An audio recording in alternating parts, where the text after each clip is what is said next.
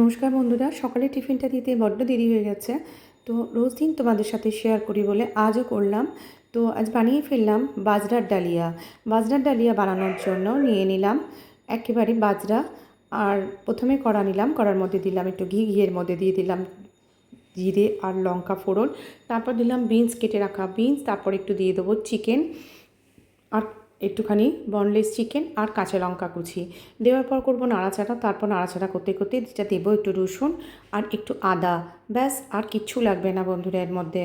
আর এরপর দিয়ে দেবো আমার ভিজিয়ে রাখা মসুরি ডাল আর ওই বাজরার ডালিয়াটা দিয়ে দিলাম। দেওয়ার পর করবো নাড়াচাড়া। এবার আস্তে আস্তে দেবো হলুদ আর একটু দেবো জিরে গুঁড়ো, ব্যাস আর নুন দেবো। আর যদি কেউ মনে করো তোমরা মিষ্টি দেবে তাহলে তোমরা একটু মিষ্টি এর সাথে অ্যাড করতে পারো, আমি কিন্তু মিষ্টি দিইনি। তো এবার আর ওপর থেকে করবো কি একটু টমেটো নিয়ে টমেটো কুচিটা ছড়িয়ে দেবো। তোমরা এর সাথে ধনেপাতা কুচিও দিতে পারো, আমি ধনেপাতা কুচি দিইনি। তো এবার করবো নাড়াচাড়া। নাড়াচাড়া করে এবার জল দিয়ে দেবো। জল দিয়ে ঢাকা দিয়ে বেশ খানিকক্ষণ এটা ফুটতে লাগে। আমি প্রেশার কুকারে দিইনি, আজকে কড়ার মধ্যেই করেছিলাম। করে এবার ওপর থেকে যখন দেখলাম নরম হয়ে গেছে তখন ওপর থেকে একটু গরম মশলা গুঁড়ো ছড়িয়ে আর 1 চামচ ঘি দিয়ে ব্যাস রেডি আমার বাজরা ডালিয়া। খেতে হয়েছিল ভীষণ ভালো, তার সাথে ছিল কর্ন স্যালাড আর ছিল ডিম সেদ্ধ আর ফ্রুটস।